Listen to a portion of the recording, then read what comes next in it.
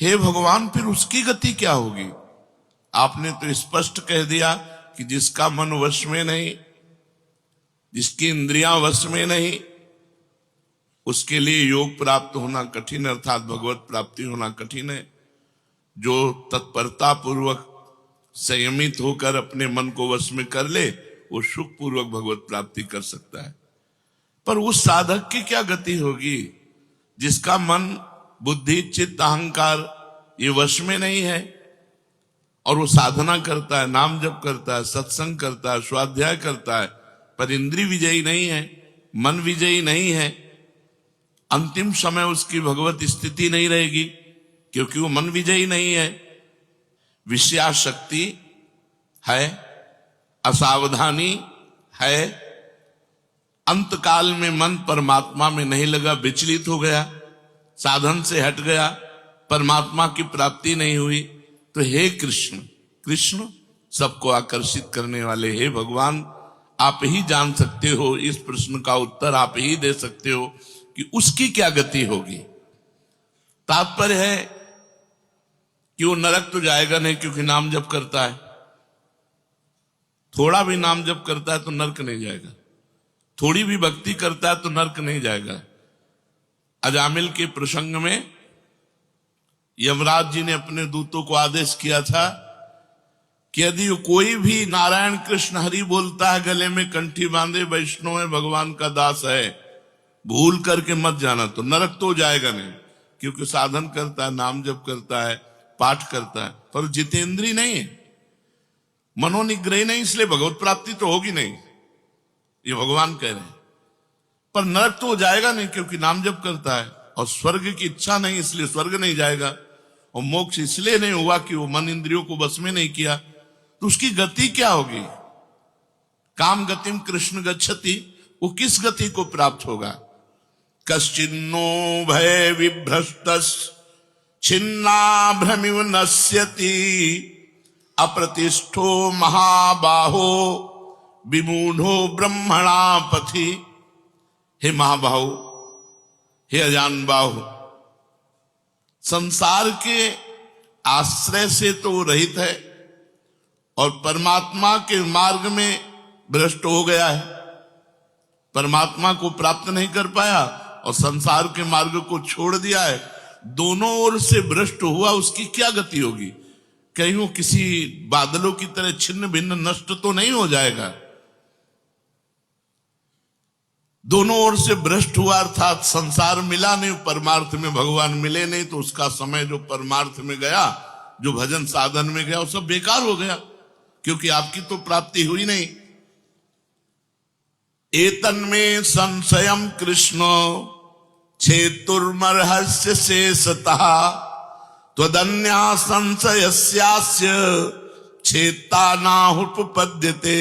हे कृष्ण, मेरे इस संदेह को सर्वथा छेदन करने के लिए आप ही समर्थ हैं, क्योंकि किसकी क्या गति होगी इसका निर्णय तो सिर्फ भगवान कर सकते हैं। इस संशय का छेदन करने के लिए आपके सिवाय इस सृष्टि में दूसरा कोई नहीं हो सकता, इसलिए आप का गति कृष्ण, उसकी क्या गति होगी? भगवान बोल रहे हैं, बहुत सुंदर बोल रहे हैं। पार्थ नैवेह नामुत्र विनाशस्तस्य विद्यते, नहि कल्याण कृत कश्चित् दुर्गतिम तात गच्छति। पहली बात है कि उसकी दुर्गति नहीं होगी, ये तो बस पक्की मान लो। वो नरक नहीं जाएगा, वो स्वर्ग नहीं जाएगा, मोक्ष नहीं होगा, लेकिन उनकी दुर्गति भी नहीं होगी। ऐसा नहीं है कि वो दुर्गति को प्राप्त हो जाए। जिसको अंतकाल में भगवान का स्मरण नहीं होता, उसका कहीं पतन तो नहीं हो जाता? अर्जुन का पूछना था।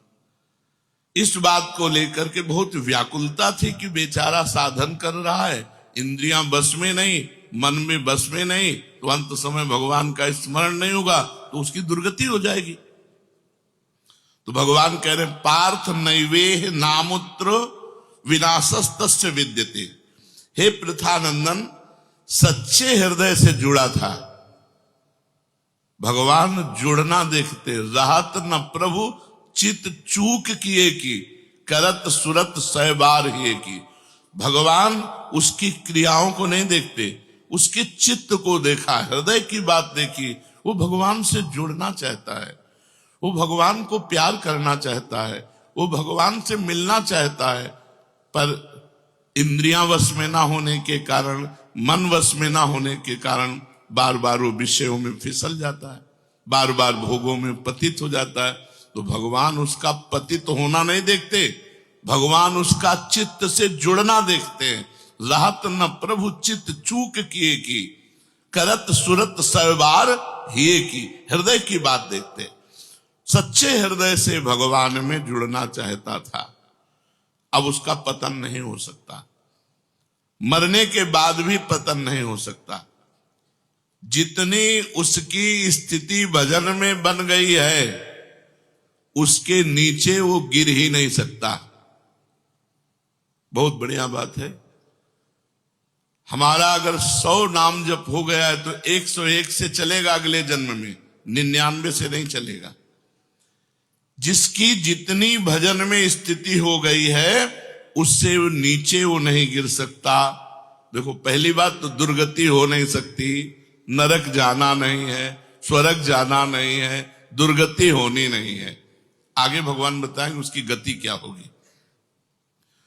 उसकी साधना जितनी है वो कभी नष्ट नहीं हो सकती। चाहे जितना बड़ा पाप बन जाए, उस पाप का उसे दंड भोगना पड़ेगा, लेकिन उसकी साधना नष्ट नहीं होगी। ये इस मार्ग का बहुत बड़ा सपोर्ट है कि मानो हम दिन भर भजन किया, हमसे शाम के गलती हो गई तो बोले दिन भर का भजन नष्ट हो गया।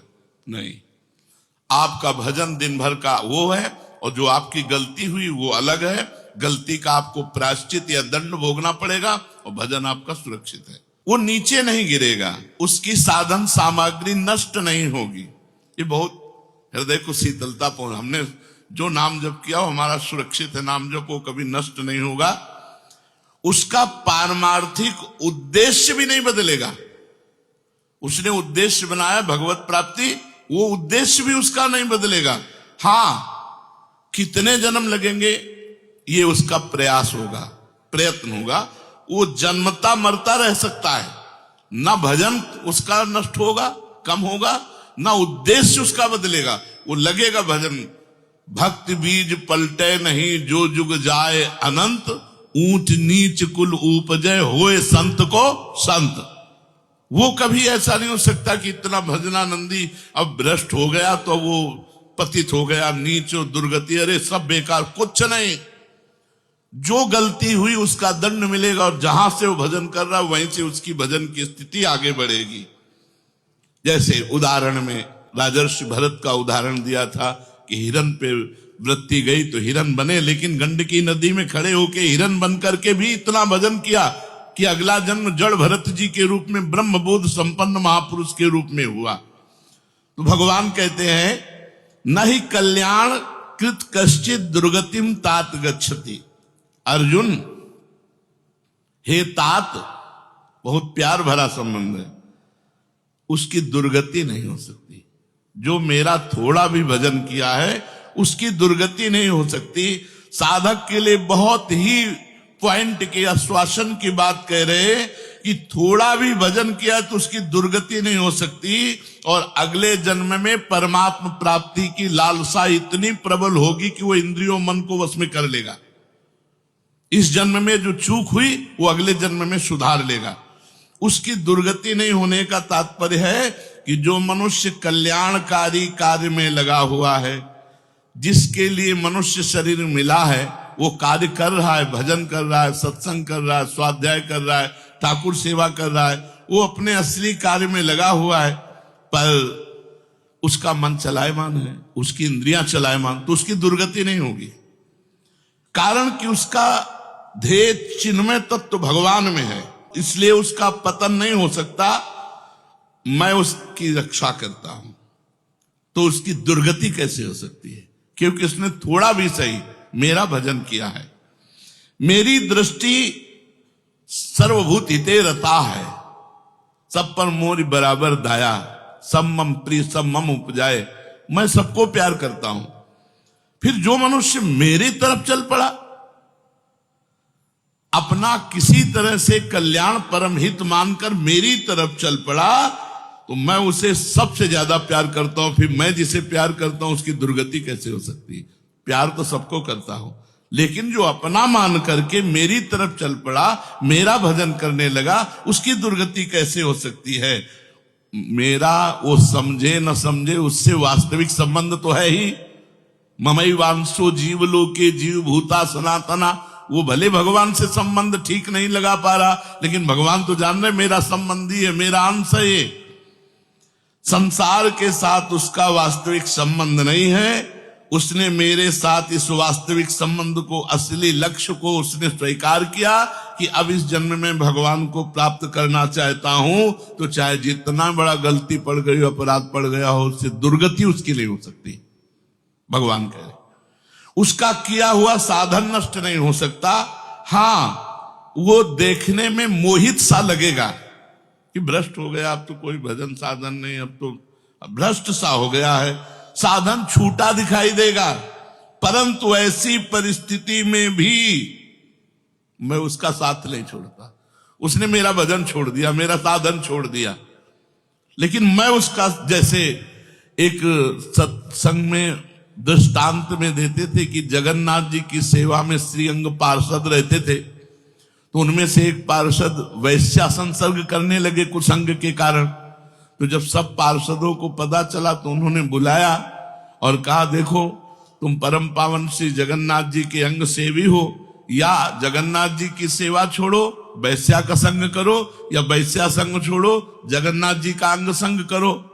तो भगवान की माया से मोहित हुए, साधन से गिरे हुए होने के कारण उन्होंने जगन्नाथ जी का अंग संग छोड़ दिया और वैश्या का अंग संग स्वीकार किया। आश्चर्य की बात कि जब उनका शरीर पूरा हुआ, वैश्यागामी जो अंग संग सेवी थे, तो जब शरीर पूरा हुआ तो जगन्नाथ जी ने स्वप्न में अपने पार्षदों को आदेश किया कि उसकी अंत्येष्टि क्रिया हमारे पार्षदों जैसी की जाए। तो उनका प्रभु स्वप्न में ही कहा कि प्रभु उन्होंने तो आपको छोड़कर वैश्या को स्वीकार कर लिया था। तो बोले उन्होंने छोड़ दिया था, ये उनकी हिम्मत है, हमारी हिम्मत नहीं, हमारा स्वभाव नहीं है, हमारी सामर्थ्य नहीं है। हम एक बार जिसको पकड़ लिया उसको कभी छोड़ते नहीं। तो भगवान यहां कह रहे हैं कि कभी कभी वो मोहित हो जाता है, वो साधन छोड़ता, लेकिन मैं उसे नहीं छोड़ता। ये खास बात समझो, मैं उसे नहीं छोड़ता। उसका किया हुआ अपराध, किया हुआ पाप, भले उसको थोड़ा समय दंड भुगताने के लिए, लेकिन मैं उसे छोड़ता नहीं। तो उसकी दुर्गति कैसे हो सकती है? इसलिए घटना घट सकती है। ये तो भगवान कह रहे मनमानी मत करना, कह रहे घटना घट सकती है। आपने अपराध किया, आपको पाप का दंड मिल सकता है, लेकिन मैं उसके अंदर ऐसी व्याकुलता पैदा करूंगा कि वो सब प्रपंच छोड़कर दौड़कर मेरी तरफ भाग पड़ेगा, क्योंकि मैं उसे नहीं छोड़ता। जैसे गोपियों में थोड़ा अभिमान आया, मैं अंतर ध्यान हुआ, लेकिन उन्हीं के बीच में रहकर जहां व्याकुल हुई मैं प्रकट हो गया। तो भगवान कह रहे हैं कि एक बार जिसके भीतर थोड़ी भी साधना चल पड़ी, थोड़े भी संस्कार भक्ति के पड़ गए, नाम जप करना, वाणी पाठ करना, थोड़ा भी भगवत्कार, कर्म चैव तदर्थीयम सदित्येवाभिधीयते, तो उसका कभी पतन नहीं हो सकता जो संस्कार पड़ गया भक्ति का, क्योंकि सत वस्तु का कभी अभाव नहीं होता। तो फिर प्रभु गति क्या होती है उसकी? तो भगवान कह रहे प्राप्य पुण्य कृताम लोका नुषित्वा शाश्वती समाह शुचीनाम श्रीमताम गेहे योग भ्रष्टो भी जायते। आहा, प्राप्य पुण्य कृताम लोकान, उसने गंगा स्नान किया है, उसने नाम जप किया है, उसने वाणी पाठ किया है, उसने ठाकुर सेवा की, तो कोई साधारण है? बहुत बड़ा धनी है। भले लोक भ्रष्ट हो गया है, भले इंद्रियां उसके कब्जे में नहीं, भले मन उसके कब्जे में नहीं, लेकिन साधारण जीव नहीं है। वो भगवान का जन है, उसने नाम जप किया है, वाणी पाठ किया है, ठाकुर सेवा की, धामवास किया, तीर्थ अवगान किया, प्राप्य पुण्य कृताम लोकान। जो बड़े बड़े याज्ञिकों को, कि बोले इतने यज्ञ किए, अश्वमेध यज्ञ किए, जो बड़े बड़े याज्ञिकों को जो सांगोपांग करते हैं, उन लोगों को स्वर्ग आदि लोकों पर अधिकार होता है। इसलिए वो पुण्य कर्म कहते हैं तो पुण्य लोक उनको प्राप्त होते हैं। पाप कर्म करने वालों को नरक भेजा जाता है। परंतु साधक पुण्य कर्म थोड़े किए, भजन किए, तो जैसे किसी रास्ते में चल के उसकी वीआईपी व्यवस्था की जाए, ऐसी व्यवस्था उसकी होती है स्वर्ग में। जितने दिन उसको अगला जन्म नहीं मिलेगा, उतने दिन भारी व्यवस्था स्वर्ग में उसकी होगी। पुण्यवताम लोके, जो बड़े बड़े पुण्य आत्मा पुरुष प्राप्त करते हैं, इतनी अमुक यज्ञ की, अश्वमेध यज्ञ की सांगोपांग, उनको उसकी वीआईपी व्यवस्था होगी। प्राप्य पुण्य कृताम लोका नुषित्वा शाश्वती समाहा। उसको शुभ कर्म का परिश्रम, बड़े बड़े परिश्रम करके जो स्वर्ग आदि के भोग प्राप्त करते हैं, उसे न प्रार्थना करनी पड़ी है, न शुभ कर्म करना पड़ा है, न यज्ञ आदि कर्मों का सांगोपांग अनुष्ठान करना पड़ा है। उसकी ना स्वर्ग की चाह है, तो उसकी व्यवस्था होगी। शरीर छूटते ही दिव्य लोक में जाकर के दिव्य भोगों की व्यवस्था, क्योंकि मन चंचल था ना, इंद्रियां चंचल थी ना, मृत्यु लोक के भोगों में ले भोग, स्वर्ग के भोग, सुंदर सुंदर जितने भोग हैं उन सब की बाहुल्यता। वहां भोगों की जो वासना बनी थी उसके अनुसार भोग। मान लो स्त्री की तो एक से एक अप्सरा, दुनिया का सब वैभव स्वर्ग में विराजमान है, त्रिभुवन में। खूब भोगने के लिए सब एकत्रित कर दिया, क्योंकि भजनानंदी कोई साधारण थोड़ी है, उसकी वीआईपी व्यवस्था हुई। अब अंत समय से साधन में विचलित मना हो जाने के कारण जो बड़े बड़े परिश्रमों से, पुण्यों से प्राप्त होता है, वो ऐसे स्वाभाविक रूप से रास्ते में प्राप्त हो रहा है। ये उसकी गति नहीं है, ये अयाचिक वृत्ति से उसकी वीआईपी व्यवस्था है कि अब ले जा रहे हैं तो रास्ते में ऐसे थोड़ी कि कोड़ा मारते, पानी भी नहीं पिया रहे, धूप में ले जा, नहीं, सीधे उसको आनंद पूर्वक स्वर्ग आदि लोगों की दिव्य भोग वृत्तियां, जिन भोगों के लिए वो विचलित रहा है मनुष्य साधना करते समय, वो सारे भोग उसको वहां प्राप्त होंगे। वहां रहने पर इतना भोग दिलाया जाता है कि उसकी अरुचि हो जाती है स्वर्ग के भोगों से। मर्तलोक में आके दोबारा फंसेगा क्या? स्वर्ग के भोगों से अरुचि हो जाती, जहां आसक्ति रही है वो भोग ही भोग उसको व्यवस्था कर दी जाती है, वो घृणा हो जाती है उसको स्वर्ग में ही भोगों से। इतनी वीआईपी व्यवस्था, क्योंकि अंदर से तो भजन था, उद्देश्य भगवान की प्राप्ति का था, तो स्वर्ग आदि के भोग भोगने पर उसे घृणा हो जाती है। वो अपनी वासना जो अंदर थी, जिनके कारण इंद्रियों मन को जीत नहीं पाया, वो देख लेता है, अरे अब ये तो मर्त्य लोक के भोग है, स्वर्ग के भोग, उसको वहां उसके अंदर घृणा हो जाती है। उसित्वा शाश्वती क्षमा, फिर उसे और ऊंचे लोकों में, अगर समय है अभी, तप लोक, जनलोक, महालोक, ब्रह्मलोक, ऐसे महान लोकों में उसे ऊंचे के लोकों में भेजा जाता है। और वहां भी इसलिए भेजा जाता है कि यहां के स्वर्ग के भोगों से रुचि, अब यहां के ब्रह्मलोक के भोग देख ले। भजन का फल है ब्रह्मादिक के भोग सब विषम लागत ताई, नारायण ब्रज चंद की लगन लगी है जाई। जब ठाकुर जी से मिलने की चाह लग जाती तो यहीं इसी शरीर में ब्रह्मादिक के भोगों से भी वैराग्य हो जाता है। भोग भोगने के उद्देश्य से नहीं, क्योंकि जो भोग भोगने के उद्देश्य से जाते हैं उनके पुण्य क्षीण होने पर फिर वो लौटकर मृत्यु लोक में आते हैं, इसलिए वो सीमित वर्षों तक स्वर्ग लोक आदि में रहते हैं। परंतु जिसका उद्देश्य भोग नहीं भजन था और योग भ्रष्ट हो गया है सूक्ष्म वासना के कारण, तो स्वर्ग आदि लोकों में जाएगा, उसका भजन नहीं क्षीण होगा। जैसे पुण्य आत्मा स्वर्ग गया, भोग भोगा, तो उसका पुण्य क्षीण होगा, लेकिन इसका नहीं, इसका तो स्टॉक है, ये तो भागवतिक व्यवस्था है उसकी, ये ब्याज की व्यवस्था है। मूल तो ऐसे ही साधन संपत्ति है। देख लो, कोई घाटे का सौदा नहीं, वीआईपी व्यवस्था होगी मरने के भी बाद। अगर चूक हो गई तो, और चूक ना हुई तो सीधे निकुंज चलना है। वैसे यहां चूक हो जाए तो भी निकुंज जाना है, क्योंकि वृंदावन धाम है ना। अगर यहां शरीर छूटेगा तो यहां स्वर्ग थोड़ी ले जाएंगे, देवताओं का प्रवेश है नहीं, यहां तो वृंदा सखी सहचरियों का है। वो बहुत वर्षों तक उसके भोग सुविधा की सीमा नहीं रहती, ऐसी व्यवस्था होती है। अच्छा, जो भोग भोगने के उद्देश्य से ऊंचे लोकों में जाते हैं उनको फिर पतित होना पड़ता है, लेकिन ये योग भ्रष्ट जब ऊंचे लोकों में जाता है तो पतित नहीं होता, उसकी साधन संपत्ति प्रकाशित रहती है ज्यों की त्यों, और उसका सद्भाव जागृत रहता है। सब मिथ्या है, भगवान मिथ्या करवाते करवाते ब्रह्मलोक तक के भोगों का मिथ्या। अब उन सुख भोगों को भोगने के बाद शुचि नाम श्रीमताम गेहे योग भ्रष्टो भी जाते। अब यहां जब प्रकट हुआ, कब उसका जन्म होगा, कोई सीमा रखी जाती है? अरुचि, अरुचि सीमा रखी जाती है। जब तक उसे भोगों में अरुचि नहीं होगी तब तक ऊपर के लोगों को भोगों में उसे रखा जाएगा। नरक वरक तो जाने की बात नहीं, वीआईपी भोग। जब अरुचि हो गई, अरुचि होगी ही, क्योंकि वो भगवान का भजन करता रहा है। वो ऐसा नहीं कि अब विश्राम मान ले कि अब अप्सरा मिल गई, विमान मिल गया, स्वर्ग मिल गया, अब यही नहीं। उसकी यात्रा नहीं रुकेगी, उसका भजन उसको कचोटेगा, उसके अंदर जलन पैदा होगी, अशांति हो जाएगी।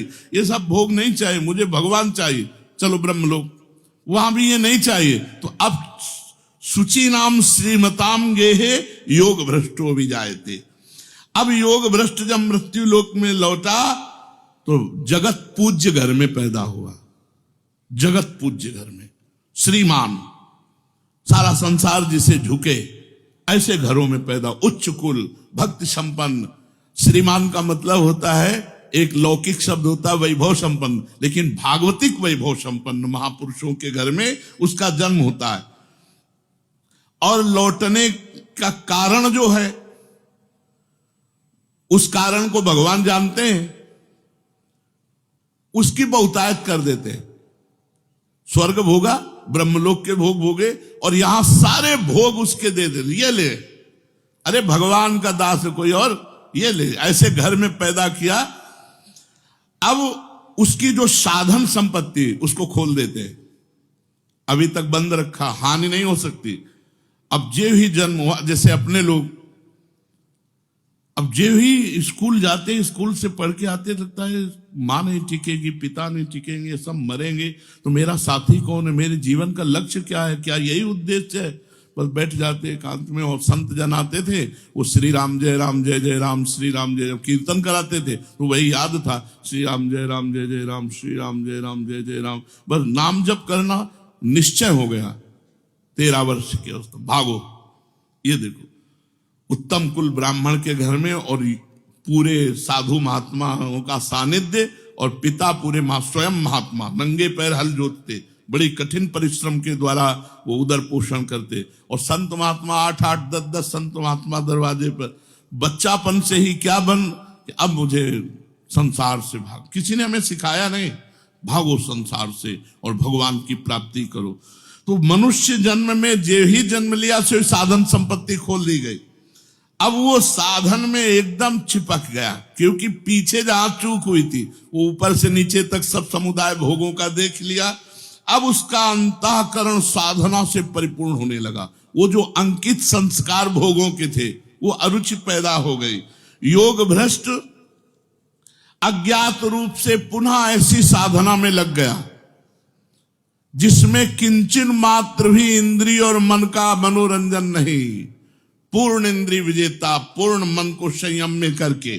अब वो ऐसी योग भ्रष्ट जो पुरुष था, श्रीमानों के घर में जन्म लेकर के वो भोगों में फंसेगा नहीं, पुनः भजन में बड़ी तेजी से चल देगा, और ये उसका आखिरी जन्म होगा।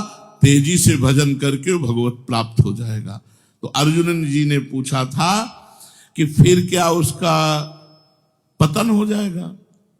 जो भगवान का भजन करता है, भगवत प्राप्ति नहीं कर पाया, मन वश में नहीं हुआ, इंद्रिया वश में नहीं हुई, तो भगवान ने उत्तर दिया, वो ऊंचे के लोकों में जाकर खूब सुख भोग, जिन भोगों के लिए लालायित रहा था वो सब भोग मिलेंगे, और अंत में श्रीमान के घर में, कुलवानों के घर में जन्म लेकर भक्ति का ऐसा वातावरण मिलेगा कि जन्म से ही भगवान के भजन में लगकर वो इस जन्म में भगवान को प्राप्त कर लेगा। शेष चर्चा आगे। श्री राधा वल्लभ लाल की।